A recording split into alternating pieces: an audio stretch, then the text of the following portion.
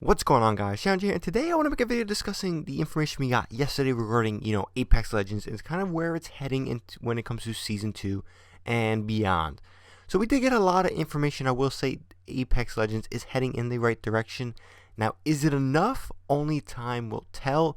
Again, we got to get our hands on the new Battle Pass, the new Legend, as well as this new weapon, and the new challenges that are coming to, Apex Legends Season 2. Now, again, I mentioned pretty much everything we are getting. The one thing I didn't mention that I'm kind of surprised that they're going to do, but it does make sense, is map events. So if you see Fortnite, they always have some event going on every year to kind of shift into a new season. So apparently we are getting some new information in regards to a new event happening. We did get a very, very brief teaser, and it seemed to be a massive dragon.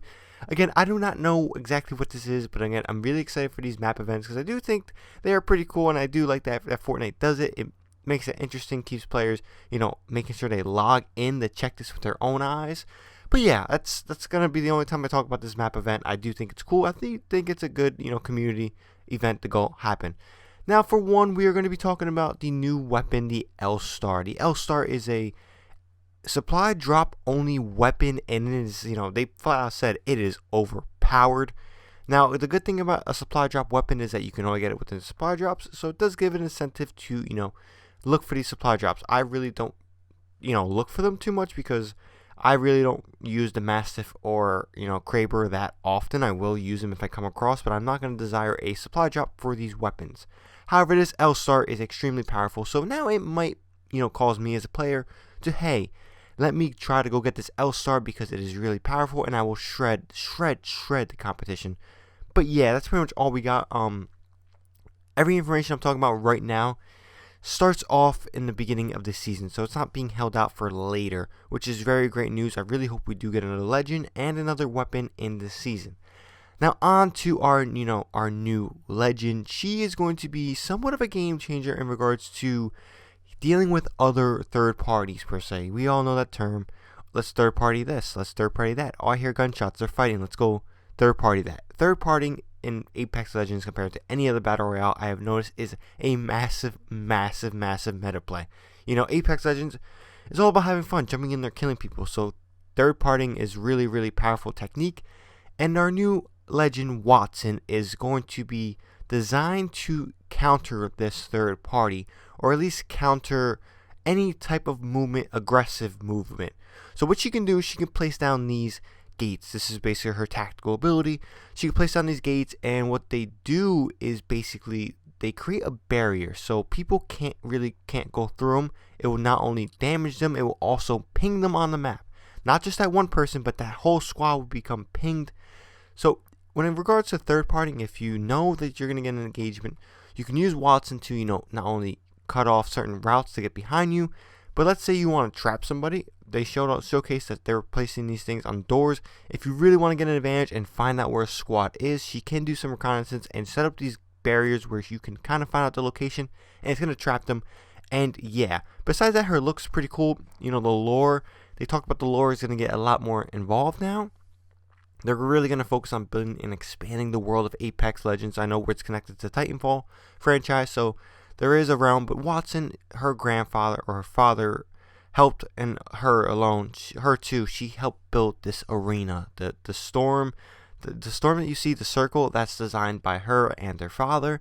So she is very heavily involved, and the developers talked about how she is known within the other legends. They all know her because she was the kid growing up around the arena.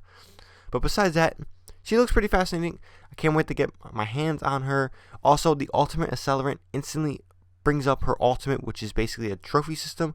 Now, I didn't really notice if it actually shoots at people, like does damage, but anything from Gibby's barrage to arc stars, those will get destroyed. So really, if someone starts spamming you with something, she's a great counter for that, especially with Gibraltar, and any arc star spamming motherfuckers out there.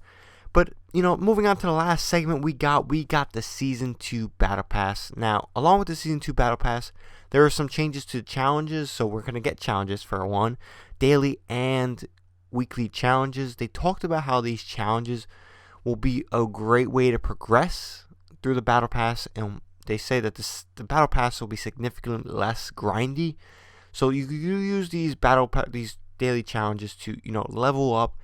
And even if you don't, let's say you don't play for a month, these challenges will stack up. So let's say you want to play a weekend and do all the challenges.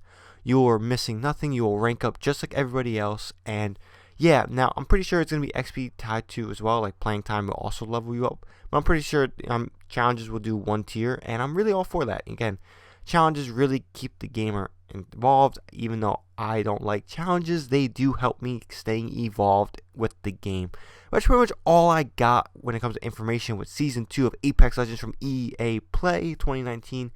Now again, there's going to be some more changes coming beyond this, but everything I talked about, from just the Battle Pass to the events to the new weapon, everything we just saw in this conference, whatever, is going to be playable at launch of Season 2. And they improved a lot of different things, and I'm not saying this is an amazing step forward, but it is a significant step forward. And if Apex Legends, continues this trend and throughout Season 2 continue to deliver on solid content and just continuing to deliver on content, not on a weekly basis, but, bi-weekly, monthly, just give us something new.